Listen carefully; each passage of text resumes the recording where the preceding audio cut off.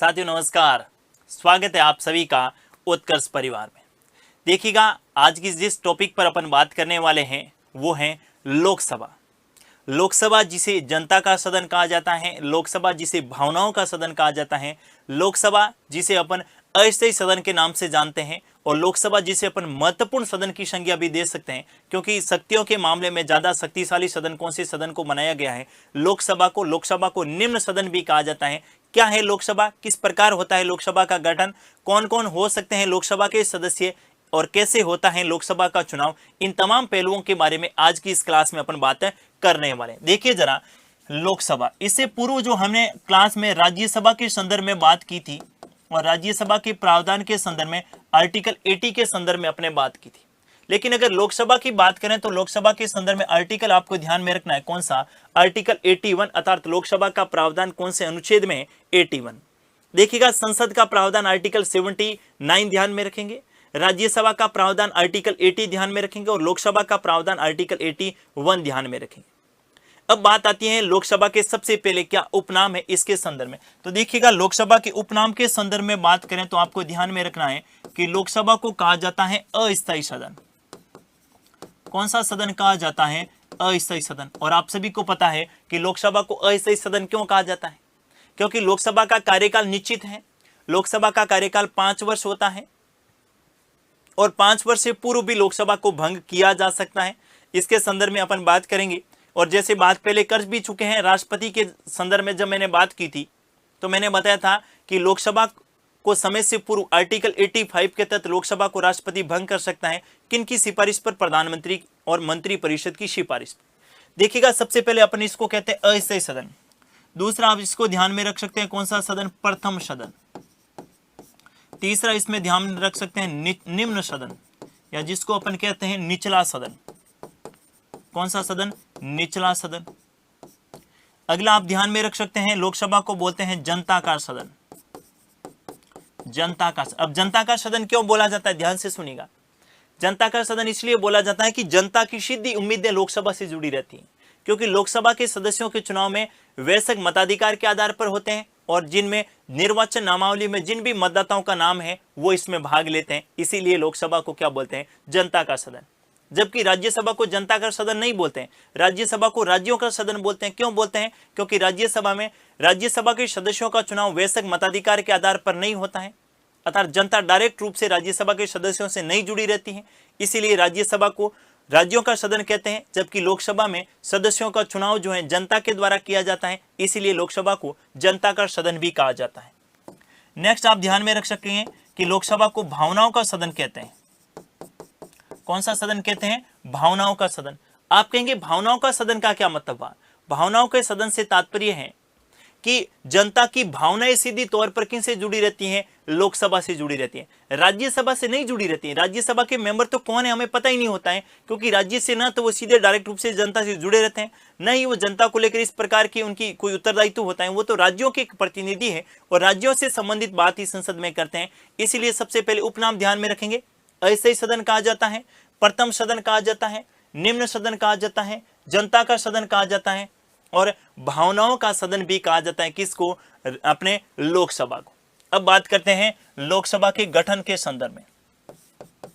तो लोकसभा का पहले गठन कब हुआ था, तो आपको ध्यान में रखना है 13 मई 1952 को। लोकसभा का गठन कब हुआ था, 13 मई 1952 को। यह आपको ध्यान में रखना है। इससे पूर्व जो है अंतरिम संसद ही किसके रूप में कार्य करती थी, संसद के रूप में कार्य करती थी, और जिसके अध्यक्ष कौन थे, जीवी मावलंकर, गणेश वासुदेव मावलंकर। और जैसे ही लोकसभा का गठन हुआ तो लोकसभा में भी गणेश वासुदेव मावलंकर प्रथम क्या बने, लोकसभा के अध्यक्ष बने। इसीलिए गणेश वासुदेव मावलंकर को लोकसभा का क्या कहा जाता है, जनक भी कहा जाता है। अब देखिएगा, सदस्य संख्या के बारे में बात करें। लोकसभा में सदस्य संख्या, और सदस्य संख्या के संदर्भ में आपको यह ध्यान में रखना है कि लोकसभा में अधिकतम सदस्य हो सकते हैं, अधिकतम सदस्य हो सकते हैं। कितने हो सकते हैं, अधिकतम 552। 552 को मैं 2 भागों में बांटूंगा, और ध्यान से सुनिएगा, 550 तो क्या होंगे, निर्वाचित। 550 तो क्या होंगे, निर्वाचित और 2 आंग्ल भारतीय सदस्यों को राष्ट्रपति के द्वारा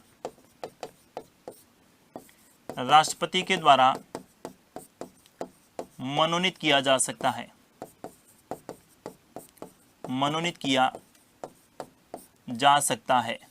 राष्ट्रपति के द्वारा मनोनीत किया जा सकता है। हालांकि इसके संदर्भ में अपन बात करेंगे 104वें संविधान संशोधन के द्वारा इसे निष्प्रभावी बना दिया गया। क्यों बनाया गया, कैसे बनाया गया, क्या था आर्टिकल 331 में प्रावधान और क्या था 104वां संविधान संशोधन, इसके संदर्भ में अपन बात करेंगे। फिलहाल यहाँ पर आपको क्या ध्यान में रखना है, लोकसभा में अधिकतम सदस्यों की संख्या कितनी हो सकती है, 552, 530 क्या होंगे, 550 क्या होंगे निर्वाचित और 2 जो है एंग्लो इंडियन को राष्ट्रपति के द्वारा क्या किया जाएगा, मनोनीत किया जाएगा। एंग्लो इंडियन का मतलब आंग्ल भारतीय, जिनकी माता जो है ये भारतीय मूल की हो और जिनके पिता जो हैं ये यूरोपियन हो और उनकी संतान क्या कहलाएगी, एंग्लो इंडियन कहलाएगी। साथियों अगर वर्तमान की बात करें तो वर्तमान में जो है ये 543 सदस्य हैं। वर्तमान में कितने हैं, 543। इससे पूर्व में थोड़ा सा ये वाला क्लियर कर लेता हूं, अच्छा प्रश्न यहां से आपसे पूछा जा सकता है। ये जो 2 एंग्लो इंडियन को राष्ट्रपति मनोनीत करता था, इनका प्रावधान भारतीय संविधान के कौन से अनुच्छेद में था, आर्टिकल 331 में। कौन से अनुच्छेद में था, आर्टिकल 331 में। क्या था आर्टिकल 331 में कि नई लोकसभा के गठन के पश्चात अगर आंग्ल भारतीय समुदाय को उचित प्रतिनिधित्व नहीं मिले तो राष्ट्रपति 2 एंग्लो इंडियन सदस्यों को लोकसभा में मनोनीत कर सकता है। लैंग्वेज क्या है वो ध्यान में रखना है। अगर नई लोकसभा के गठन के पश्चात आंग्ल भारतीय समुदाय को उचित प्रतिनिधित्व नहीं मिले, किनको नहीं मिले, एंग्लो इंडियन समुदाय को उचित प्रतिनिधित्व नहीं मिले तो राष्ट्रपति 2 आंग्ल भारतीय सदस्यों को लोकसभा में मनोनीत कर सकता है। अगर 2 चुनाव जीत के आगे तो मनोनीत नहीं किया जाएगा, अगर 1 चुनाव जीत के आया तो 1 को मनोनीत किया जा सकता है और अगर 2 ही नहीं जीत के आए तो 2 राष्ट्रपति मनोनीत कर सकता है। ऐसा प्रावधान था कौन से आर्टिकल में, 331 में। लेकिन आप सबको पता होगा 104वां संविधान संशोधन हुआ, पहले भी अपन इसके संदर्भ में बात कर चुके हैं। 104वां संविधान संशोधन हुआ था 2020 में और इस 104वें संविधान संशोधन के द्वारा अनुसूचित जाति एवं अनुसूचित जनजाति, अनुसूचित जाति और अनुसूचित जनजाति के राजनीतिक आरक्षण को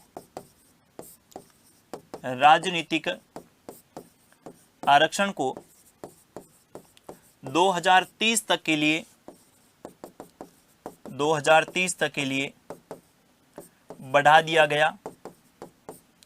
2030 तक के लिए बढ़ा दिया गया, लेकिन आंग्ल भारतीयों का राजनीतिक आरक्षण नहीं बढ़ाया गया। आंग्ल भारतीयों का राजनीतिक आरक्षण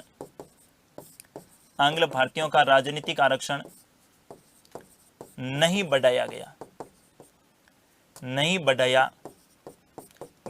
जब नहीं बढ़ाया गया तो इसका मतलब ये आर्टिकल 331 क्या हो गया, निष्प्रभावी। ध्यान से सुनिएगा, समाप्त नहीं हुआ है, आर्टिकल 331 क्या हुआ है, निष्प्रभावी हुआ है। हो सकता है कि कल ही संविधान में संशोधन करे और संविधान संशोधन करके एंग्लो इंडियन के राजनीतिक आरक्षण को 2030 तक के लिए जो है बढ़ा सकते हैं, या फिर 2030 में ऐसा हो सकता है कि जब भी SC और ST के आरक्षण को बढ़ाया जाएगा, राजनीतिक कौन से आरक्षण की बात कर रहा हूं मैं यहाँ पर, राजनीतिक आरक्षण, सरकारी नौकरियों में आरक्षण की बात नहीं कर रहा हूं, शिक्षण संस्थानों में प्रवेश को लेकर आरक्षण की बात नहीं कर रहा हूं। उनका आरक्षण तो स्थायी है, मतलब उनका आरक्षण को बढ़ाने की आवश्यकता नहीं है। कौन से आरक्षण को बढ़ाने की आवश्यकता है, राजनीतिक आरक्षण। ऐसा क्यों है, देखिएगा, भारतीय संविधान में राजनीतिक आरक्षण के संदर्भ में आर्टिकल 334 में प्रावधान किया गया। 1950 में जब संविधान लागू हुआ था, इस समय यह प्रावधान किया गया था कि राजनीतिक आरक्षण जो है, कौन सा आरक्षण, राजनीतिक आरक्षण जो है, ये राजनीतिक आरक्षण की अवधि कितने वर्ष के लिए होगी, 10 वर्ष के लिए होगी। और 10 वर्ष का मतलब 1960 में आरक्षण समाप्त हो जाएगा, राजनीतिक आरक्षण। और राजनीतिक आरक्षण के संदर्भ में अपन बात कर चुके, थोड़ा सा वापस बता देता हूं, आर्टिकल 331, 332, 333 और इसके संदर्भ में प्रावधान है राजनीतिक आरक्षण का। इनकी अवधि 10 वर्ष के लिए होगी। 10 वर्ष के बाद में जो है इनको बढ़ाया जा सकता है। तो जैसे 1960 हुआ, संविधान में संशोधन हुआ, 1970 किया, 1970 में फिर संविधान में संशोधन हुआ, 80 के लिए बढ़ाया, 80 से 90 के लिए बढ़ाया, 90 से जो है 2000 के लिए बढ़ाया, 2000 से 2010 के लिए, 2010 से 2020 के लिए। अब 2020 में जब आरक्षण इनका समाप्त हो रहा था तो 2020 में 104वां संविधान संशोधन किया, और इससे पूर्व जो भी बढ़ाया जाता था तो एससी का बढ़ाया जाता था, एसटी का भी बढ़ाया जाता था और एंग्लो इंडियन का भी बढ़ाया जाता था। लेकिन इस बार एंग्लो इंडियन का नहीं बढ़ाया गया, अर्थात उसमें एंग्लो इंडियन का जिक्र नहीं था। उसमें जिक्र था, उस अधिनियम में उल्लेख था कि अनुसूचित जाति और जनजाति का राजनीतिक आरक्षण 2030 तक के लिए बढ़ाया जाता है। जब एंग्लो इंडियन का उल्लेख ही नहीं था तो ऐसा माना गया कि एंग्लो इंडियन के संदर्भ में जो आर्टिकल कौन से 331 और आर्टिकल 333 जो हैं ये क्या हो गए, निष्प्रभावी हो गए हैं। ये आप तो थोड़ा सा ध्यान में रखना है। अर्थात वर्तमान में राष्ट्रपति किसी भी सदस्य को लोकसभा में क्या नहीं कर सकता है, मनोनीत नहीं कर सकता है। वर्तमान में क्या ध्यान में रखेंगे, वर्तमान में राष्ट्रपति जो हैं किसी भी एंग्लो इंडियन सदस्यों को लोकसभा में मनोनीत नहीं कर सकता है। ये आपको ध्यान में रखना है। कौन से संविधान संशोधन के द्वारा, 104वें संविधान संशोधन के द्वारा इसे क्या कर दिया गया, निष्प्रभावी। अब देखिए आरक्षण के संदर्भ में ध्यान में रखिएगा, लोकसभा में अनुसूचित जाति और जनजाति के लिए आरक्षित सीटों का प्रावधान, आरक्षित सीटों का प्रावधान कौन सी सभा में, लोकसभा में अनुसूचित जाति और जनजाति के लिए आरक्षित सीटों का प्रावधान कौन से आर्टिकल में किया गया भाई, 330 में। कौन से आर्टिकल में किया गया है, अनुच्छेद 330 में। और आरक्षित सीटों की बात करें तो लोकसभा में जो है अनुसूचित जाति के लिए 84 सीट आरक्षित हैं और अनुसूचित जनजाति के लिए 47 सीट क्या की गई है, आरक्षित। अर्थात यहां पर उम्मीदवार कौन होंगे, अनुसूचित जाति और जनजाति के उम्मीदवार ही होंगे, लेकिन मत डालने का अधिकार जो है ये सभी को प्रदान किया जाएगा। इसके बाद आर्टिकल 332 आप ध्यान में रख सकते हैं। आर्टिकल 332 में प्रावधान किया गया है कि विधानसभा में आरक्षित सीटों का प्रावधान, विधानसभा में आरक्षित सीटों का प्रावधान। और विधानसभा में आरक्षित सीटों का प्रावधान कौन से आर्टिकल में, 332 में। ये तो फिलहाल है, और ये कब तक के लिए बढ़ा दिया गया, 2030 तक के लिए। ये कब तक के लिए, 2030 तक के लिए। लेकिन यहां पर जो था आर्टिकल 331 में लोकसभा में राष्ट्रपति के द्वारा 2 आंग्ल भारतीय सदस्यों को, 2 आंग्ल भारतीय सदस्यों को मनोनीत, 2 आंग्ल भारतीय सदस्यों को मनोनीत करने का जो प्रावधान था यह फिलहाल क्या हो गया है, निष्प्रभावी। समाप्त नहीं हुआ, ध्यान से सुनिएगा मैं क्या बोल रहा हूं, निष्प्रभावी हो गया है। क्या हो गया है, निष्प्रभावी हो गए। और वैसा का वैसा आर्टिकल 333 में प्रावधान था, 333 में क्या प्रावधान था कि राज्य की विधानसभा में राष्ट्रपति के द्वारा, राज्यपाल के द्वारा विधानसभा में राज्यपाल के द्वारा एक आंग्ल भारतीय सदस्यों को मनोनीत करना, एक आंग्ल भारतीय सदस्यों को मनोनीत करना। लेकिन जैसे ही 104वां संविधान संशोधन हुआ, अब न तो राज्य में कर सकते हैं और न ही लोकसभा में कर सकते हैं। क्लियर है ना बात, इस बात को थोड़ा सा ध्यान में रखना है। अब देखिए जरा, आपसे प्रश्न पूछा जा सकता है कि अंतिम आंग्ल भारतीय जो लोकसभा में मनोनीत किए गए, जो लोकसभा में मनोनीत किए गए, अंतिम आंग्ल भारतीय जो लोकसभा में मनोनीत किए गए, ये आपको ध्यान में रखना है। पहला कौन सा, रिचर्ड्स हे, और दूसरा कौन सा, जॉर्ज बेकर। रिचर्ड्स हे और कौन सा, जॉर्ज बेकर। ये तो कहां के थे, केरल के, और ये कहां के थे, पश्चिम बंगाल। कहां के, केरल और पश्चिम बंगाल। अब एक नाम जो कई बार आता है एग्जाम में, फ्रैंक एंथोनी। क्या नाम ध्यान में रखेंगे, फ्रैंक एंथोनी। और देखिएगा फ्रैंक एंथोनी जो है लोकसभा में सर्वाधिक बार मनोनीत, लोकसभा में सर्वाधिक बार मनोनीत आंग्ल भारतीय सदस्य, लोकसभा में सर्वाधिक बार मनोनीत आंग्ल भारतीय सदस्य कौन सा नाम ध्यान में रखेंगे? Frank Anthony. फ्रैंक एंथोनी जो है छठी और नौवीं, 6 और 9 अर्थात छठी और नौवीं लोकसभा को छोड़कर, नौवीं लोकसभा को छोड़कर लगातार 10 लोकसभा तक मनोनीत, 10 लोकसभा तक मनोनीत, 10 लोकसभा तक ये क्या हुए थे? यानी लगातार जो है 10वीं लोकसभा तक मनोनीत हुए थे। लेकिन 2 को छोड़कर, कौन कौन सी? छठी और नौवीं। यानी कितनी बार लोकसभा में मनोनीत हो चुके हैं? 8 बार। कितनी बार? 8 बार लोकसभा में मनोनीत हुए थे। कौन? Frank Anthony. 2 लोकसभा को छोड़ दीजिएगा, छठी और नौवीं। छठी और नौवीं लोकसभा को छोड़कर जो है लगातार 10वीं लोकसभा तक मनोनीत होने वाले एकमात्र एंग्लो इंडियन कौन है? Frank Anthony. और फ्रैंक एंथोनी का नाम आपने संविधान सभा के समय भी सुना होगा। संविधान सभा में 9 दिसंबर 1946 को प्रथम बैठक हुई थी। 9 दिसंबर 1946 को अस्थायी उपसभापति बनाया गया था। अस्थायी उपसभापति किसे बनाया गया था? फ्रैंक एंथोनी को बनाया गया था। ये थोड़ा सा ध्यान में रखिएगा, अच्छा प्रश्न हो सकता है यहां से। दूसरा आपको ध्यान में रखना है कि संविधान सभा में आंग्ल भारतीय समुदाय का प्रतिनिधित्व, आंग्ल भारतीय समुदाय का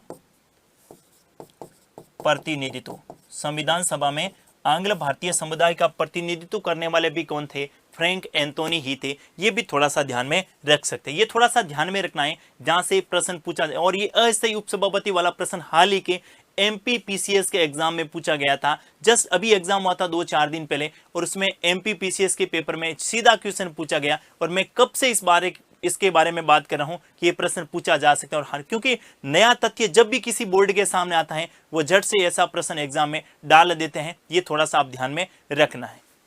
देखिएगा नेक्स्ट आपको क्या ध्यान में रखना है। मैंने कहा वर्तमान में सदस्य संख्या कितनी है? वर्तमान में लोकसभा में सदस्य संख्या, वर्तमान में लोकसभा में सदस्य संख्या। और वर्तमान में लोकसभा में सदस्य संख्या कितनी है? तो आपको ध्यान में रखनी है कितनी है?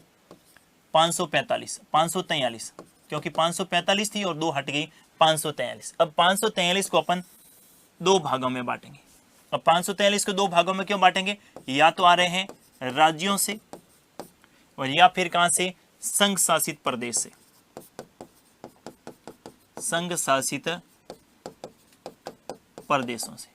लेकिन एक बात यहां पर जरूर ध्यान में रखिएगा, अब जो इसके संदर्भ में अपन बात करने वाले कौन से राज्य से कितने आएंगे, इनका संविधान में कहीं पर भी कोई उल्लेख नहीं है। संविधान में उल्लेख नहीं है। इनका उल्लेख जन प्रतिनिधित्व अधिनियम 1951 में किया गया।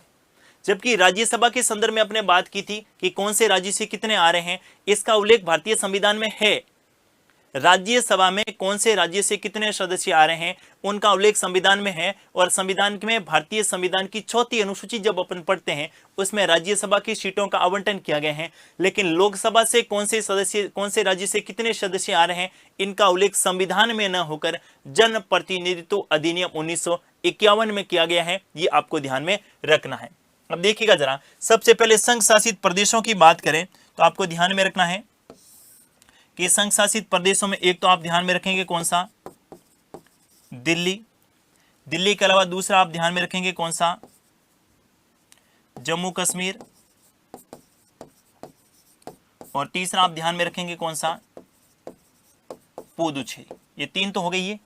इनके अलावा अगला आप ध्यान में रखेंगे लद्दाख। सारे के सारे संघ शासित प्रदेश ध्यान में रखने हैं, लद्दाख। इनके अलावा आप ध्यान में रखेंगे कौन सा? आपके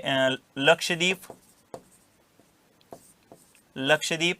इनके अलावा आप ध्यान में रखेंगे दादरा नागर हवेली व दमन दीव। दोनों एक ही हो गए, दमन दीव। इनके अलावा आप ध्यान में रखेंगे अंडमान निकोबार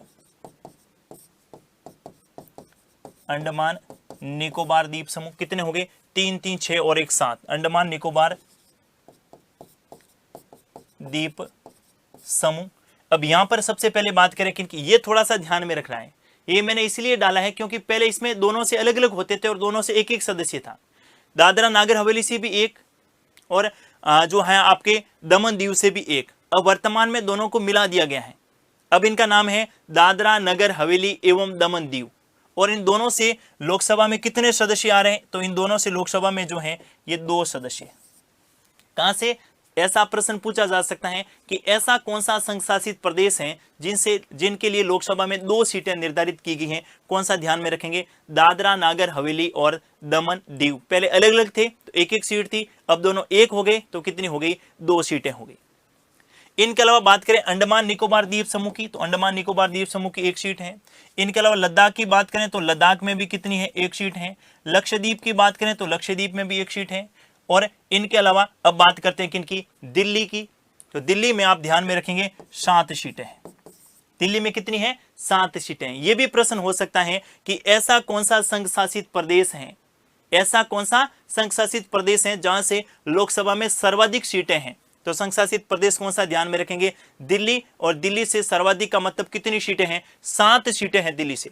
कितनी सीटें हैं? दिल्ली से 7 सीटें हैं, ये आप ध्यान में रखनी है। अच्छा प्रश्न जहां से पूछा जा सकता है दिल्ली के संदर्भ में। बाकी बच गया कौन सा? जम्मू कश्मीर। पहले जम्मू कश्मीर और लद्दाख दोनों के संदर्भ में कितनी थी? 6 थी। अब लद्दाख की एक अलग हो गई तो आपके जम्मू कश्मीर की कितनी बच गई? 5। और पुदुचेरी भी कितनी? 1। कितनी हो गई? 6 और 5 कितने? 12। 12 और 1 13, 14, 15, 16, 17 और 18। एक और केंद्र शासित प्रदेश बच गया, कौन सा? चंडीगढ़। तो नेक्स्ट आपको संघ शासित प्रदेश जो ध्यान में रखना है वो कौन सा ध्यान में रखेंगे? चंडीगढ़। चंडीगढ़। और चंडीगढ़ से भी कितनी सीट है? 1 सीट है। तो ये संघ शासित, यहां से प्रश्न इसलिए पूछा जाएगा मेरे भाई क्योंकि वर्तमान में यहां थोड़ा बहुत परिवर्तन हुआ है। पहले जम्मू कश्मीर और लद्दाख दोनों राज्य में काउंट हो रहे थे तो उनके लिए अलग प्रावधान था, मतलब ये राज्य में काउंट होती थी। अब ये दोनों केंद्र शासित प्रदेश बन गए हैं तो यहां पर जरूर ध्यान में रखिएगा दिल्ली से 7, जम्मू कश्मीर से 5, पुदुचेरी से 1, लद्दाख से 1, लक्षद्वीप से 1, दादरा नागर हवेली दमन दीव से 2, अंडमान निकोबार से 1 और चंडीगढ़ से कितनी? 1। कितनी हो गई? 7, 5, 12, 13, 14, 15, 16, 17, 18 और 19। संघ शासित प्रदेशों से टोटल कितनी? 19। संघ शासित प्रदेशों से टोटल सीट कितनी हो गई? 19। जबकि कुल कितनी है? 543। अब 543 में से 19 निकालेंगे तो राज्यों की कितनी बच जाएगी भाई? 524। राज्यों से कितनी? 524। संघ शासित प्रदेशों से कितनी? 19।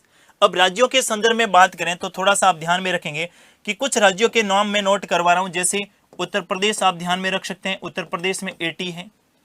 इनके अलावा मध्य प्रदेश में आप ध्यान में रख सकते हैं 29 है। गुजरात में आप ध्यान में रख सकते हैं 26 हैं। पंजाब में आप ध्यान में रख सकते हैं 13 है। हरियाणा में आप ध्यान में रख सकते हैं 10 हैं। राजस्थान में आप ध्यान में रख सकते हैं, राजस्थान में लोकसभा की सीटें 25 हैं। इनके अलावा कुछ और हैं, जैसे महाराष्ट्र से अच्छा प्रश्न पूछा जा सकता है कि बताइए महाराष्ट्र में कितनी है? तो आपको ध्यान में रखना है कि महाराष्ट्र से जो है 48 सीट है, 48। तमिलनाडु का पूछा जा सकता है तो तमिलनाडु में आप ध्यान में रखेंगे कितनी है? 39 सीट है। कहां से? तमिलनाडु से। इनके अलावा वेस्ट बंगाल का पूछा जा सकता है, कहां से? पश्चिम बंगाल का। तो पश्चिम बंगाल में आप ध्यान में रखेंगे कितनी? 42 सीट है लोकसभा की।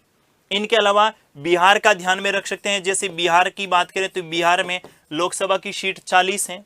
और कर्नाटक की बात करें तो कर्नाटक में आपको ध्यान में रखना है लोकसभा की सीट कितनी है? 29 है। और इनके अलावा आंध्र प्रदेश की बात करें तो आंध्र प्रदेश में आप ध्यान में रखिएगा कितनी है? 25 है। आंध्र प्रदेश से कितनी है? 25 है। लेकिन प्रश्न ये भी पूछा जा सकता है कि ऐसे कौन से 2 राज्य हैं जिसमें लोकसभा की समान सीटें हैं? ऐसे कौन से 2 राज्य हैं जिसमें लोकसभा की समान सीटें हैं? तो अगर आपको यह पता है कि आंध्र प्रदेश से भी 25 है और राजस्थान से भी क्या है? 25 है। आंध्र प्रदेश से भी 25 और राजस्थान से 25। एक बार मैं वापस से इसको नोट डाउन करूंगा, थोड़ा सा आपको ध्यान में रखना है। वर्तमान में 543 सीटें और 543 के 543 क्या है? निर्वाचित है। 543 के 543 क्या है? निर्वाचित है। मनोनीत एक भी नहीं है। अब क्योंकि मनोनीत पहले थे अब हटा दिया गया। आपको थोड़ा सा इस बारे में भी ध्यान में रखना है कि मनोनीत सदस्य और निर्वाचित सदस्यों के संदर्भ में क्या फर्क होगा। तो विश्वास प्रस्ताव, अविश्वास प्रस्ताव और राष्ट्रपति के निर्वाचन के अलावा मनोनीत सदस्य को वो सभी अधिकार प्राप्त होते हैं जो निर्वाचित सदस्यों को होते हैं। ध्यान से सुनिएगा, हालांकि मैं नोट करवा दूंगा, लेकिन मनोनीत सदस्य मंत्री बन सकता है, मनोनीत सदस्य प्रधानमंत्री बन सकता है, लेकिन अभी तक किसी भी मनोनीत सदस्यों को मंत्री नहीं बनाया गया है। बाकी मनोनीत सदस्य को वो सारी शक्तियां प्राप्त होगी जो निर्वाचित सदस्यों को होती हैं, भले ही वो मनोनीत सदस्य लोकसभा का है, भले ही मनोनीत सदस्य राज्यसभा का है। बस 3 बातें ध्यान में रखनी है, वो विश्वास प्रस्ताव में भाग नहीं ले सकता, अविश्वास प्रस्ताव में भाग नहीं ले सकते और राष्ट्रपति के निर्वाचक मंडल में शामिल नहीं होते हैं। इनके अलावा तमाम शक्तियां उसे भी प्राप्त होती हैं। देखिए जरा, 543 है और 543 में से 19 संघ शासित प्रदेशों की है, 524 राज्यों की है। राज्यों में सर्वाधिक जो है उत्तर प्रदेश की है, मध्य प्रदेश में 19, गुजरात में 26, पंजाब में 13, हरियाणा में 10, राजस्थान में 25, महाराष्ट्र में 48 है, तमिलनाडु में 49 है, वेस्ट बंगाल में 42 है, बिहार में 40 है, कर्नाटक में 39 है, आंध्र प्रदेश जरूर ध्यान में रखिएगा 25 और राजस्थान में कितनी है 25। संघ शासित प्रदेश में एक तो ये थोड़ा सा ध्यान में रखेंगे, एक जम्मू कश्मीर का ध्यान में रखेंगे, लद्दाख का ध्यान में रखेंगे और दिल्ली में सर्वाधिक 7, बाकी सभी से क्या है एक सीटें किस में है लोकसभा में। अब बात आती है कि लोकसभा में सीटों का निर्धारण कैसे होता है। लोकसभा में सीटों का निर्धारण, और पहली बात इसमें क्या ध्यान में रखेंगे, इनका उल्लेख संविधान में नहीं है। इनका उल्लेख कहां किया गया है, अच्छा प्रश्न हो सकता है। इन सब का उल्लेख जो है ये जन प्रतिनिधित्व अधिनियम 1951 में किया गया है। इनका उल्लेख जन प्रतिनिधित्व अधिनियम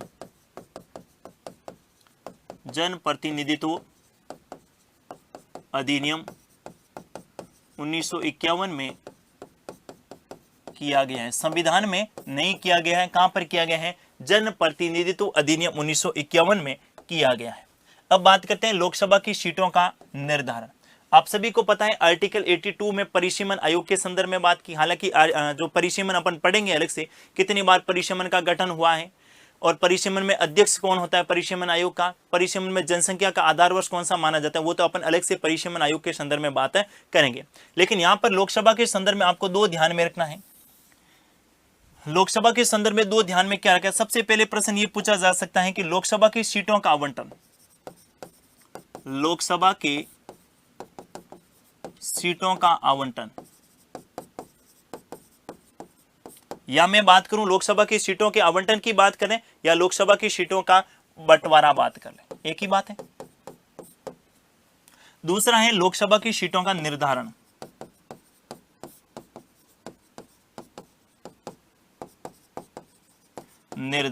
इसमें क्या फर्क है, यानी सीटें तो आधार वर्ष अलग रहेगा, लेकिन उसके संबंध में अगर किसी प्रकार का वापस से परिवर्तन करना है, जैसे राजस्थान में लोकसभा की सीटें तो 25 हैं, तय है 25 ही होगी, लेकिन उस 25 में कौन से लोकसभा क्षेत्र में किसको शामिल करना है, किसको घटाना है, किसको हटाना है, इसको लेकर आधार वर्ष अलग रहेगा। और लोकसभा की सीटों का बंटवारा के लिए आधार वर्ष क्या रहेगा, अलग रहेगा। लोकसभा की सीटों के बंटवारे के लिए जो आधार वर्ष निर्धारित किया गया है, आधार वर्ष जो निर्धारित किया गया है वो है 1971। ध्यान से सुनिएगा, लोकसभा के सीटों के आवंटन या लोकसभा की सीटों के बंटवारे का आधार वर्ष क्या है, 1971 है।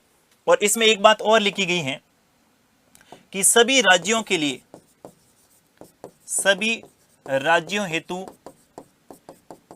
एक समान जनसंख्या का निर्धारण, एक समान जनसंख्या के निर्धारण के आधार पर, एक समान जनसंख्या के निर्धारण के आधार पर सीटों का बंटवारा। लेकिन दूसरी बात यहां पर फिर उल्लेख की गई, दूसरी बात क्या लिखी गई है कि अगर किसी राज्य की जनसंख्या, दूसरी बात क्या ध्यान में रखेंगे कि अगर किसी राज्य की जनसंख्या क्या है 60 लाख से कम है। ध्यान से सुनेगा, दूसरी बात मैं यहां लिख रहा हूं कि अगर किसी राज्य की जनसंख्या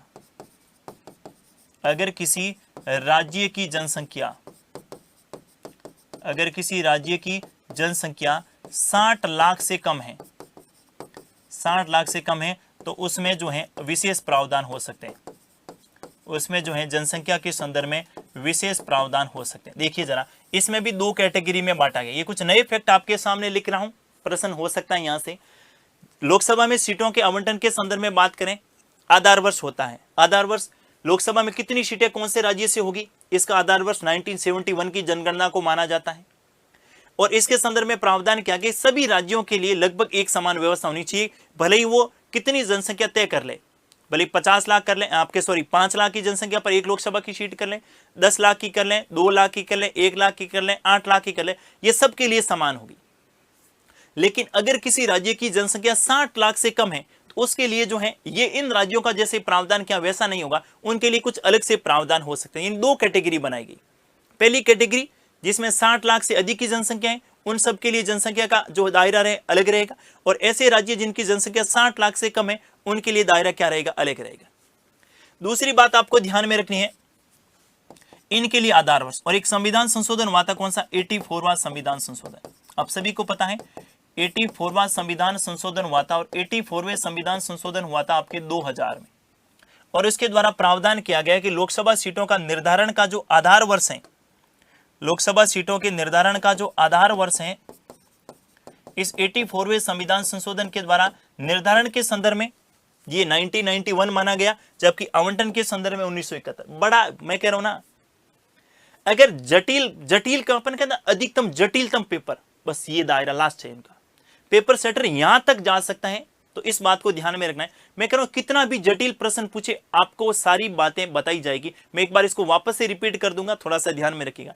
आधार वर्ष क्या माना, 84वें संविधान संशोधन के द्वारा जनसंख्या के लोकसभा सीटों के निर्धारण के लिए आधार वर्ष माना था 1991, लेकिन यहां पर 87वां संविधान संशोधन किया गया, 87वां संविधान संशोधन।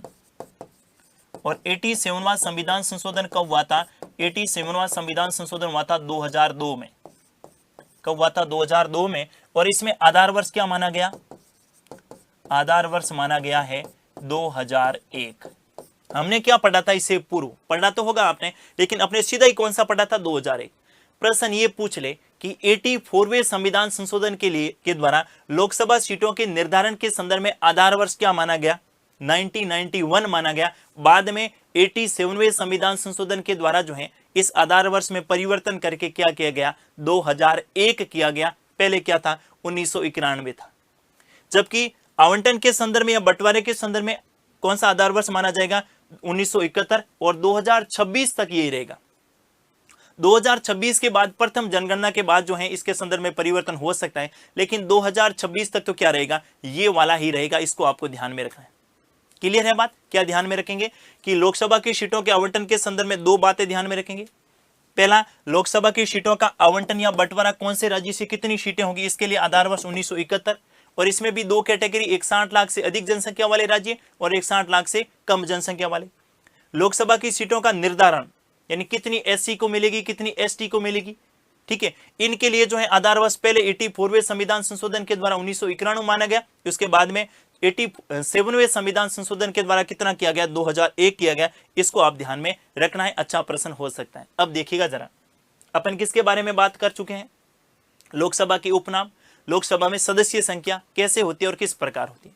एक बार मैंने यहां पर और मैंने बताई थी आपको, मैंने कहा क्या था, मैंने कहा मनोनीत सदस्य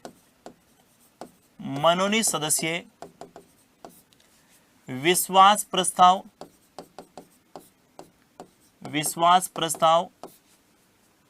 मनोनीत सदस्यों को विश्वास प्रस्ताव, अविश्वास प्रस्ताव एवं राष्ट्रपति के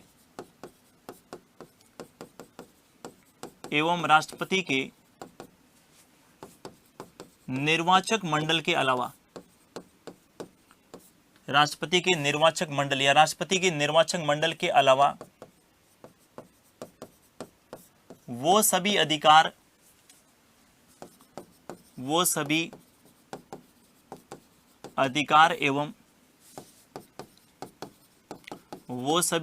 एवं शक्तियां प्राप्त होगी, जो निर्वाचित सदस्यों को प्राप्त होती है, जो निर्वाचित सदस्यों को प्राप्त होती है। अब इसका मतलब यहां पर मैं नोट करवा रहा हूं एक दूसरी बात, इसका मतलब हुआ कि मनोनीत सदस्यों को और मनोनीत सदस्य भले ही अभी लोकसभा में तो व्यवस्था नहीं है, लेकिन पहले जब थे तो लोकसभा या राज्यसभा, मनोनीत सदस्यों को मंत्री भी बनाया जा सकता है। और जब मंत्री बनाया जा सकता है, मनोनीत सदस्य प्रधानमंत्री भी बन सकते हैं, यानी मंत्री और प्रधानमंत्री बन सकते हैं। लेकिन अब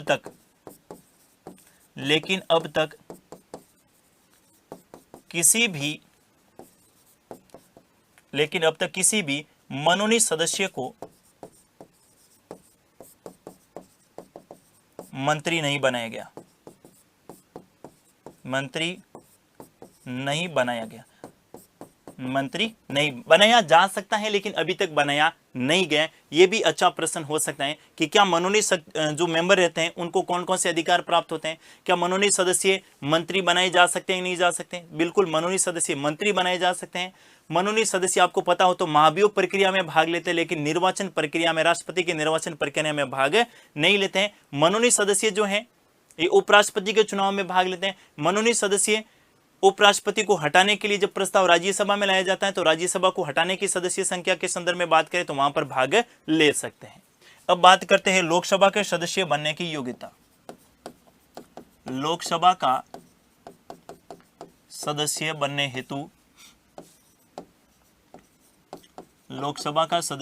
हेतु योग्यता। लोकसभा के सदस्य बनने हेतु योग्यता का प्रावधान संविधान के कौन से आर्टिकल में है? 84 में। कौन से आर्टिकल में? 84 में। क्या योग्यता ध्यान में रखेंगे? पहला, भारत का नागरिक हो। दूसरा,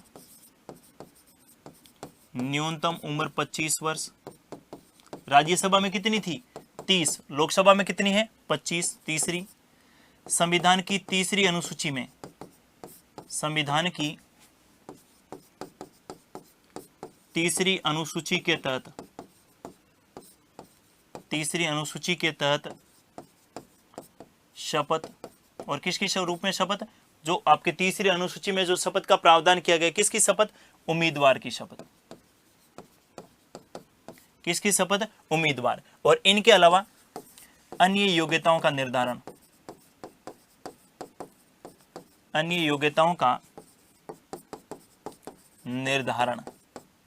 किन के द्वारा किया जाएगा?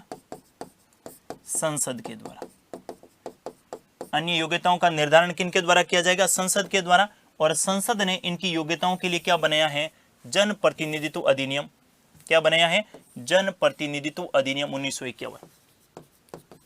कितना महत्वपूर्ण है जन प्रतिनिधित्व अधिनियम 1951। और इस जन प्रतिनिधित्व अधिनियम 1951 में संसद के सदस्य बनने की योग्यताओं के संदर्भ में आपको ध्यान में रखना है, निर्भरताएं उल्लेखित की गई हैं, अर्थात पागल नहीं होना चाहिए, दिवालिया नहीं होना चाहिए, और किसी भी प्रकार का लाभ का पद प्राप्त नहीं होना चाहिए। किसी भी प्रकार के लाभ के पद पर नहीं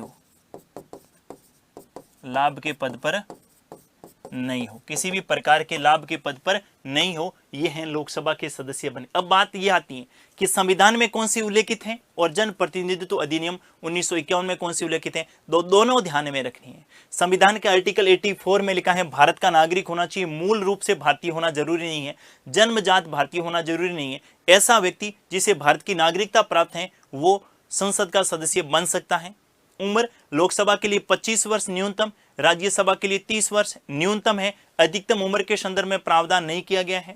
संविधान की तीसरी अनुसूची में जो उम्मीदवार की शपथ ली गई का प्रावधान किया गया है उसके तहत शपथ लेनी होगी। और अन्य योग्यताओं का निर्धारण किनके द्वारा किया जाएगा? संसद के द्वारा। और संसद ने जन प्रतिनिधित्व अधिनियम 1951 बनाया, उनके तहत जो है ये पागल नहीं होना चाहिए, दिवालिया नहीं होना चाहिए, और किसी भी प्रकार के लाभ के पद पर नहीं होना चाहिए। ये भी आप ध्यान में रख सकते हैं, जहां से अच्छा प्रश्न पूछा जा सकता है। इनके बाद बात करते हैं निर्वाचन की। निर्वाचन जो है लोकसभा के सदस्यों का चुनाव होता है सार्वभौमिक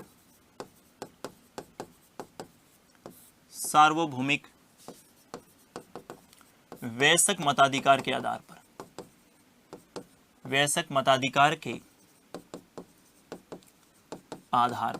कैसे होता है? सार्वभौमिक वयस्क मताधिकार के आधार पर, जिसको अपन क्या बोलते हैं, first past the post, first past the post, जिसको अपन और किस नाम से जानते हैं, अग्रता ही विजेता,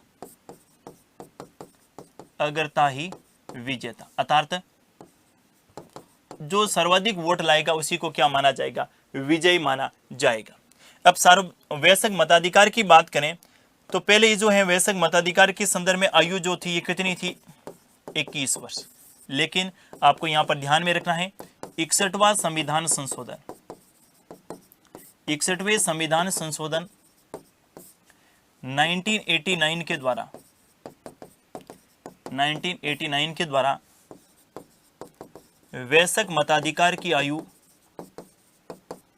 वयस्क मताधिकार की आयु 21 वर्ष से 18 वर्ष कर दी, 18 वर्ष कर दी गई। 21 वर्ष से घटाकर कितनी कर दी गई, 18 वर्ष कर दी गई। कौन सा संविधान संशोधन, 61वां संविधान संशोधन कब हुआ था, 1989 में। 21 वर्ष से घटाकर कितनी वर्ष कर दी गई, 18 वर्ष कर दी गई। ये भी बड़ा अच्छा प्रश्न हो सकता है, इसको भी आपको ध्यान में रखना है। अर्थात किसको ध्यान में रखेंगे, योग्यता के बाद में जो है निर्वाचन के संदर्भ में आपको ध्यान में रखना है, सबसे अधिक वोट लाने वाला ही विजय माना जाएगा, जिसको अपन बोलते हैं फर्स्ट पास्ट द पोस्ट। अर्थात अग्रता ही क्या होगा, विजेता होगा, अग्रता ही क्या होगा, विजेता होगा। जो सर्वाधिक वोट लाएगा उसी को क्या माना जाएगा, विजय माना जाएगा। और उस निर्वाचन क्षेत्र के से संबंधित सभी वयस्क मतदाता जिनकी उम्र कितनी हो चुकी है, जिनकी उम्र 18 वर्ष हो चुकी, उम्र से काम नहीं चलेगा, उम्र को अपन वयस्क नागरिक कह सकते हैं। और 18 वर्ष से अधिक के जो हैं, जिनका नाम निर्वाचन नामावली में जुड़ चुका है, जिनका नाम जो है मतदाता सूची में जुड़ चुका है, उनको वोट देने का क्या होगा, अधिकार होगा। और लोकसभा का चुनाव उनके, लोकसभा के सदस्यों का चुनाव उनके द्वारा किया जाएगा। यानी लोकसभा का चुनाव प्रत्यक्ष विधि से होता है। कौन सी विधि से होगा, लोकसभा का निर्वाचन जो है अपन कह सकते हैं प्रत्यक्ष विधि से होगा। अर्थात सभी जो हैं जिनका नाम निर्वाचन नामावली में है, जो वयस्क जो मतदाता हैं, उनको वोट डालने का क्या रहेगा, अधिकार। और ये अमेंडमेंट जरूर ध्यान में रखना, संविधान संशोधन जरूर ध्यान में रखिएगा। पहले 21 वर्ष थी, 21 से घटाकर कितनी कही गई, 18 वर्ष की गई, जो अच्छा प्रश्न हो सकता है। अब इनकी कमी भी है, ऐसा कहा जाता है कि लोकसभा के संदर्भ में बात कर लें या फिर विधानसभा के संदर्भ में कर लें, अग्रताई विजेता आगे अपन बात करेंगे जब अलग अलग प्रकार की निर्वाचन आयोग और निर्वाचन से संबंधित जो विधियां हैं इनके संदर्भ में बात करेंगे।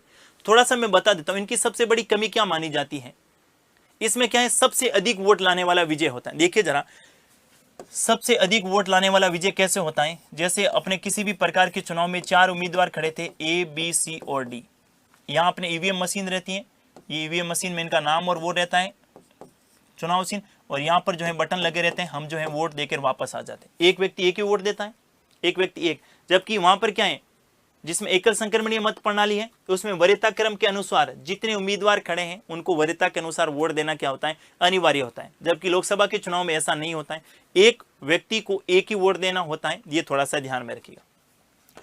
और जैसे लोकसभा के चुनाव में तो कुल वोट की संख्या थी 1000, 1000 में से इनको वोट मिले 240, ठीक है।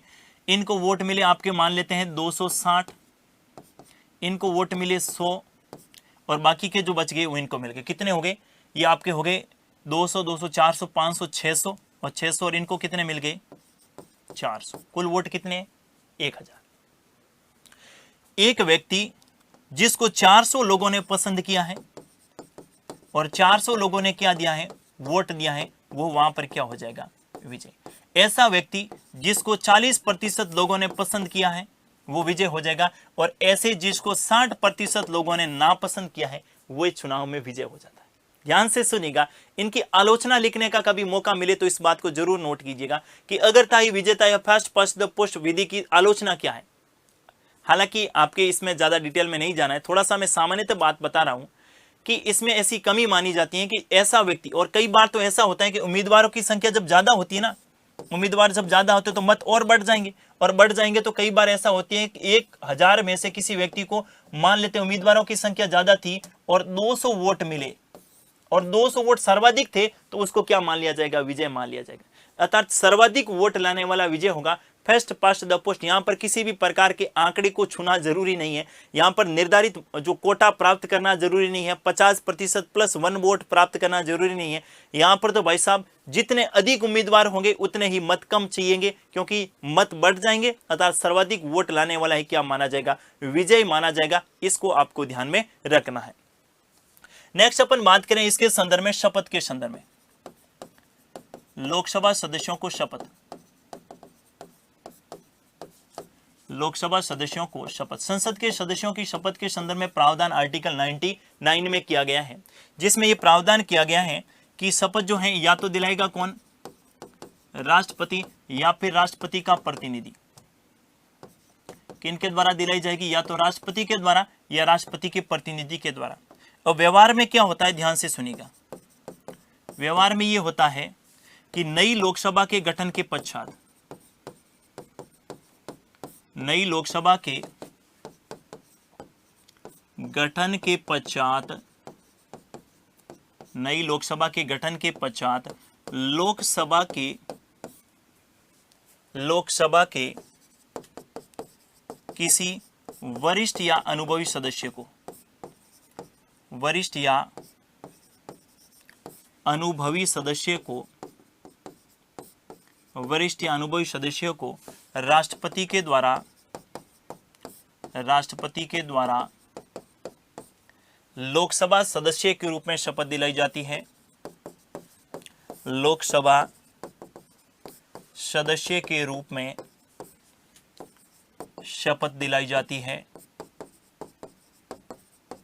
लोकसभा सदस्य के रूप में शपथ दिलाई जाती है एवं उन्हें प्रोटेम स्पीकर नियुक्त कर दिया जाता है। प्रोटेम, और ये प्रोटेम स्पीकर कौन होता है, राष्ट्रपति का प्रतिनिधि होता है। प्रोटेम स्पीकर नियुक्त कर दिया जाता है, नियुक्त कर दिया जाता है। ध्यान से सुनिएगा मैंने क्या कहा। जैसे ही लोकसभा का गठन हुआ, लोकसभा के गठन के बाद शपथ दिलाने की काम तो किनका है, राष्ट्रपति का। लेकिन ऐसा होता है ना कि लोकसभा के कई सदस्य एक साथ नहीं आते, पूरे के पूरे 500 होते हैं। तो आज कितना आए कि आज मान लो 100 आए, या फिर अगले दिन 200 आए, फिर अगले दिन 3। तो राष्ट्रपति ऐसा नहीं है कि रोज आएगा वहां संसद में और वहां आकर उनको सबको शपथ दिलाएगा। राष्ट्रपति क्या करेगा, जैसे ही नई लोकसभा का गठन हुआ राष्ट्रपति आएगा, और राष्ट्रपति जो आने के बाद में लोकसभा के किसी वरिष्ठ सदस्य को क्या दिला देगा, शपथ दिला देगा। लोकसभा के किसी भी वरिष्ठ सदस्य को शपथ दिला देगा और उनको अपना प्रतिनिधि बनाकर उसे क्या नियुक्त कर देगा, प्रोटेम स्पीकर। इस प्रोटेम स्पीकर का संविधान में कोई उल्लेख नहीं है। प्रोटेम स्पीकर का संविधान में कोई उल्लेख नहीं है। यह राष्ट्रपति का प्रतिनिधि होता है और जब तक स्थायी अध्यक्ष नहीं बन जाता लोकसभा का, तब तक ये कार्य करता है। इनको शपथ किसके रूप में दिलाई जाएगी, ध्यान से सुनिएगा। प्रोटेम स्पीकर को शपथ भी किसके रूप में दिलाई जाती है, लोकसभा के सदस्य के रूप में। प्रोटेम स्पीकर की कोई शपथ नहीं होती है, प्रोटेम स्पीकर की कोई शपथ नहीं होती है, और न ही प्रोटेम स्पीकर का कोई उल्लेख संविधान में किया गया है। और जैसे ही नई लोकसभा का गठन होगा, एक व्यक्ति को शपथ दिलाएंगे और उसे प्रोटेम स्पीकर नियुक्त कर देंगे। प्रोटेम स्पीकर के दो कार्य होंगे। ये जो प्रोटेम स्पीकर होगा, पहली बात तो प्रोटेम स्पीकर में दो बातें में नोट करनी है, वो जरूरी है। जरा देखिए जरा, पहला, इसका संविधान में उल्लेख नहीं है, इनका संविधान में उल्लेख नहीं किया गया है, संविधान में उल्लेख नहीं किया गया है। और दूसरी बात क्या ध्यान में रखेंगे, प्रोटेम स्पीकर की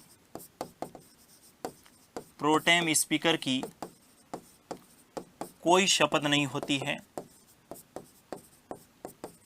प्रोटेम स्पीकर की कोई शपथ नहीं होती है। प्रोटेम स्पीकर लोकसभा सदस्य के रूप में शपथ लेता है। लोकसभा सदस्य के रूप में, लोकसभा सदस्य के रूप में शपथ लेता है। प्रोटेम स्पीकर किसके रूप में शपथ लेता है, लोकसभा सदस्य के रूप में क्या लेता है, शपथ लेता है। इस बात को आपको ध्यान में रखना है। दो बातें, पहली कौन सी, प्रोटेम स्पीकर के संदर्भ में आपको ध्यान में रखिए, इसका संविधान में कहीं पर भी कोई उल्लेख नहीं किया गया है। और दूसरा, इनकी कोई शपथ नहीं होती है। प्रोटेम स्पीकर शपथ किसके रूप में लेगा, लोकसभा के सदस्य के रूप। अब प्रोटेम स्पीकर के दो कार्य होते हैं। कितने कार्य होते हैं, दो कार्य। पहला कार्य, लोकसभा के सभी सदस्यों को शपथ दिलाना। लोकसभा के सभी सदस्यों को शपथ दिलाना। लोकसभा के सभी सदस्यों को क्या दिलाना? शपथ दिलाना। भाई इन एक को तो राष्ट्रपति ने दिला दी, अन्य बाकी जो भी सदस्य रहेंगे इन सबको शपथ किनके द्वारा दिलाई जाएगी? प्रोटेम स्पीकर के द्वारा। और दूसरा आपको ध्यान में रखना है, दूसरा क्या ध्यान में रखेंगे कि जब तक लोकसभा का स्थायी अध्यक्ष नहीं बन जाता, स्थायी अध्यक्ष नहीं बन जाता है, तब तक लोकसभा की अध्यक्षता करना। तब तक लोकसभा की क्या करना? अध्यक्षता करना। और जैसे ही स्थायी अध्यक्ष बन जाएगा, जैसे ही लोकसभा का स्थायी अध्यक्ष बन जाएगा, स्थायी अध्यक्ष बन जाएगा, प्रोटेम स्पीकर का पद समाप्त है। प्रोटेम स्पीकर का पद जो है क्या हो जाएगा? समाप्त हो जाएगा। बस ये कार्य है प्रोटेम स्पीकर के। संविधान में उल्लेख है नहीं। शपथ प्रोटेम स्पीकर लोकसभा सदस्य के रूप में लेता है, ये राष्ट्रपति का प्रतिनिधि होता है। इनका कार्य होता है कि लोकसभा के सभी सदस्यों को क्या दिलाना? शपथ दिलाना। और जब तक लोकसभा का स्थायी अध्यक्ष नहीं बन जाता है तब तक लोकसभा की क्या करना? अध्यक्षता करना। और जैसे ही लोकसभा का स्थायी अध्यक्ष बन जाएगा, प्रोटेम स्पीकर का पद अपने आप ही क्या हो जाएगा? समाप्त हो जाएगा। अर्थात इनको त्यागपत्र देने की भी किसी को आवश्यकता नहीं रहेगी। अब देखिएगा 17वीं लोकसभा चल रही है वर्तमान में, और 17वीं लोकसभा में प्रोटेम स्पीकर बनाए गए थे वीरेंद्र कुमार को। किनको बनाए गए थे? वीरेंद्र कुमार को। और जैसे ही लोकसभा के स्थायी अध्यक्ष बने कौन? ओम बिरला जी। जैसे ही लोकसभा के स्थायी अध्यक्ष कौन बने? ओम बिरला बने। इनका पद क्या हो गया? समाप्त हो गया।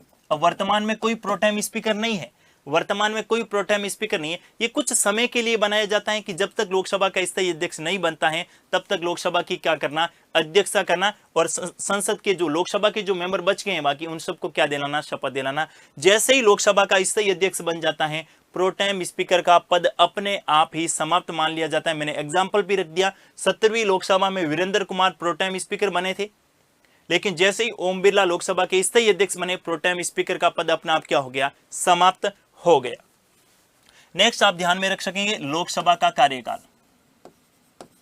लोकसभा का कार्यकाल, और लोकसभा के कार्यकाल के संदर्भ में आर्टिकल आप ध्यान में रखेंगे कौन सा? 83। देखिएगा, लोकसभा एक अस्थायी सदन है। लोकसभा एक अस्थायी सदन है। लोकसभा का कार्यकाल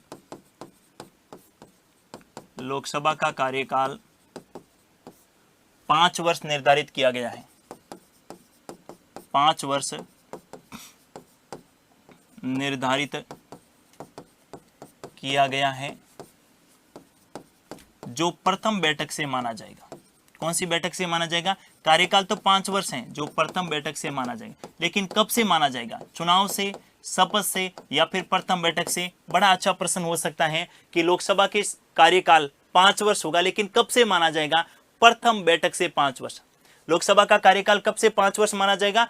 प्रथम बैठक से 5 वर्ष माना जाएगा। इस बात को भी आपको ध्यान में रखना है। लोकसभा का कार्यकाल 5 वर्ष प्रथम बैठक से माना जाएगा। दूसरी बात ध्यान से सुनिएगा, मैंने कहा लोकसभा का कार्यकाल 5 वर्ष होगा और समय से पूर्व भी लोकसभा को भंग किया जा सकता है। जैसे आर्टिकल मैंने बताया था कौन सा? 85 के तहत जो है राष्ट्रपति किनको? लोकसभा को भंग कर सकते हैं। राष्ट्रपति लोकसभा को क्या कर सकते हैं? भंग कर सकते हैं। और राष्ट्रपति लोकसभा को भंग कब करेंगे? जब प्रधानमंत्री और मंत्रिपरिषद इसके संदर्भ में राष्ट्रपति को क्या देंगे? सिफारिश देंगे। लेकिन राष्ट्रपति जो है इस सिफारिश को माने ऐसा जरूरी नहीं है। अगर दूसरा कोई राजनीतिक दल इस बात का दावा करे कि हमारे पास बहुमत है, हम सरकार बना देंगे, तो ऐसी स्थिति में उन्हें भी सरकार बनाने का मौका दिया जा सकता है। इस बात को भी ध्यान में रखना है। अब मैंने कहा लोकसभा का कार्यकाल कितना है? 5 वर्ष है। यानी लोकसभा का कार्यकाल कितना है भाई? 5 वर्ष है। पहली बार लोकसभा का गठन हुआ था 1952 में।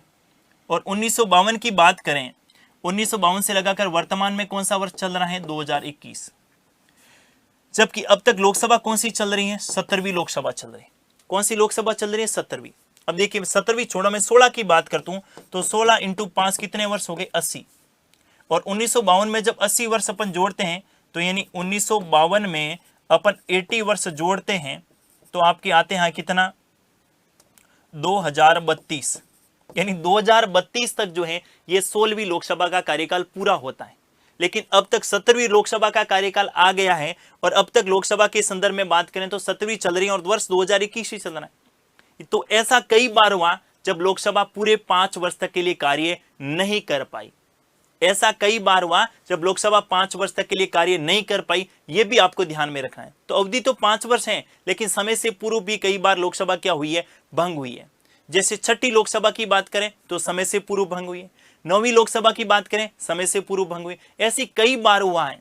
जब अस्थिर राजनीति थी, जब गठबंधन की सरकारें थी तो लोकसभा पूरे 5 वर्ष तक कार्य नहीं कर पाती थी और लोकसभा समय से पूर्व भी भंग हो सकती थी। वो भी आप ध्यान में रख सकते हैं। लेकिन अगर आपसे प्रश्न पूछे कि ऐसी कौन सी लोकसभा है जिनका कार्यकाल 5 से अधिक वर्ष रहा? अच्छा प्रश्न है, ध्यान से सुनिएगा। ऐसी कौन सी लोकसभा है जिनका कार्यकाल 5 से अधिक वर्ष रहा? तो वो आपको ध्यान में रखना है। तो जो 5वीं लोकसभा थी, कौन सी लोकसभा? 5वीं लोकसभा। 5वीं लोकसभा का कार्यकाल, 5वीं लोकसभा का कार्यकाल 5 से अधिक वर्ष रहा। 5 से अधिक वर्ष रहा। 5वीं लोकसभा का कार्यकाल जो है ये 5 से अधिक वर्ष रहा, क्योंकि 5वीं लोकसभा का गठन हुआ था 1971 में और 1977 तक इन्होंने कार्य किया। अर्थात जो 6ठी लोकसभा बनी थी वो 1977 में 6ठी लोकसभा का गठन हुआ था और मोरारजी देसाई देश के प्रधानमंत्री बने थे। ये आप थोड़ा सा ध्यान में रखेंगे। एकमात्र लोकसभा जिन्होंने 5 से अधिक वर्ष के लिए कार्य किया वो कौन सी? ध्यान में रखेंगे 5वीं लोकसभा ध्यान में रखेंगे, जो 1971 से लगाकर जो है ये कौन सी? 1971 से जो है 1977 तक जो है। और 77 में प्रधानमंत्री कौन बन गए थे? मोरारजी देसाई। और यहां पर प्रधानमंत्री कौन थे? इंदिरा गांधी। हम सबको पता ही है इंदिरा गांधी। और इस समय क्या लगाया गया था देश में? आंतरिक अशांति के नाम पर क्या लगाया गया था? राष्ट्रीय आपात। क्या लगाया गया था? राष्ट्रीय आपात। और इसके बाद जो 6ठी लोकसभा बनी थी 1977 में मोरारजी देसाई प्रधानमंत्री बने, लेकिन कुछ ही समय बाद चौधरी चरण सिंह ने अपना समर्थन वापस लिया। मोरारजी की सरकार गिर गई। फिर चौधरी चरण सिंह देश के प्रधानमंत्री बने, उनके पास भी विश्वास मत हासिल करने में असफल रहे, उनकी सरकार भी गिर गई। वापस लोकसभा का गठन होता है और नई प्रधानमंत्री इंदिरा गांधी बन जाती है। यानी 6ठी का कार्यकाल कम रहा। 11वीं लोकसभा की बात कर लें, 12वीं लोकसभा की बात करें, ये सब ऐसी लोकसभाएं जिनका कार्यकाल जो है 5 वर्ष से क्या रहा? कम रहा। इनका कार्यकाल 5 वर्ष से क्या रहा? कम रहा।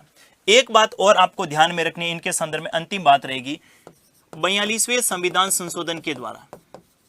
कौन से? 42वें संविधान संशोधन। और 42वां संविधान संशोधन 1976 जो 77 में लागू हुआ था। इनमें जो है लोकसभा की अवधि, लोकसभा की अवधि जो है ये 5 से बढ़ाकर कितनी कर दी गई? 6 वर्ष। 5 से बढ़ाकर कितनी कर दी गई? 6 वर्ष। लेकिन जो है 44वें संविधान संशोधन के द्वारा, कौन से? 44वें संविधान संशोधन। और 44वां संविधान संशोधन हुआ था 1978 में। इसमें जो है लोकसभा की अवधि को 6 से घटाकर वापस कितना वर्ष कर दिया गया है? 5 वर्ष कर दिया गया था। यह भी आपको ध्यान में रखना है। तो ये थी लोकसभा की, अपन कह सकते हैं संरचना के संदर्भ में बात की। फिलहाल किसके संदर्भ में? संरचना के संदर्भ में। जैसे में लोकसभा में आर्टिकल जो है 81 ध्यान में रखना है। इसके उपनाम, लोकसभा में कौन से राज्य से कितने मेंबर आते हैं और उनका उल्लेख भारतीय संविधान में नहीं है। कितने राज्यों से कितने जो हैं ये सदस्य आते हैं लोकसभा में, इनका उल्लेख नहीं है। इनका उल्लेख जन प्रतिनिधित्व अधिनियम 1951 में किया गया है। आधार वर्ष कैसा माना जाएगा, क्यों माना जाएगा, इनके संदर्भ में बात की। आधार वर्ष में 2 ध्यान में रखने हैं, एक तो 1971 और दूसरा कौन सा? 2001। उससे पूर्व 1991 भी ध्यान में रखना है। 84वां संविधान ध्यान में रखना है। 86वां संविधान संशोधन 87वां संविधान संशोधन ध्यान में रखना है। साथ ही इसके संदर्भ में और आप क्या ध्यान में रखेंगे, लोकसभा के सदस्यों की योग्यता के संदर्भ में जन प्रतिनिधित्व अधिनियम भी ध्यान में रखना है और भारतीय संविधान का आर्टिकल भी ध्यान में रखना है 84। लोकसभा के कार्यकाल के संदर्भ में आर्टिकल 83 ध्यान में रखना है और इनके बाद में जो है लोकसभा में कौन सी लोकसभा जिसका कार्यकाल 5 से अधिक वर्ष रहा, वो 5वीं लोकसभा भी आपको ध्यान में रखना है। आज के लिए बस इतना ही। नेक्स्ट क्लास में अपन बात करेंगे लोकसभा के विशेषाधिकार के संदर्भ में और लोकसभा के पदाधिकारियों के संदर्भ में कि लोकसभा के पदाधिकारी कौन होते हैं, क्या होते हैं, लोकसभा के अध्यक्ष क्या कार्य करता है, उपाध्यक्ष का क्या कार्य होता है, सत्ता में जो नेता सत्ता पक्ष होता है वो क्या कार्य करता है और नेता प्रतिपक्ष क्या कार्य करता है, इसके संदर्भ में जानेंगे। और ऐसी शक्तियां या ऐसे विशेषाधिकार जो लोकसभा को प्राप्त होते हैं राज्यसभा को प्राप्त नहीं होता है, उनके संदर्भ में भी बात करेंगे। और लोकसभा को क्यों महत्वपूर्ण सदन कहा जाता है, लोकसभा को क्यों जनता का सदन कहा जाता है, लोकसभा को क्यों भावनाओं का सदन कहा जाता है, इसके संदर्भ में भी बात करेंगे। इसके लिए अपने को बात करनी होगी नेक्स्ट क्लास के लिए। आज के लिए बस इतना ही। पढ़ते रहिए और मुस्कुराते रहिए। थैंक यू, धन्यवाद।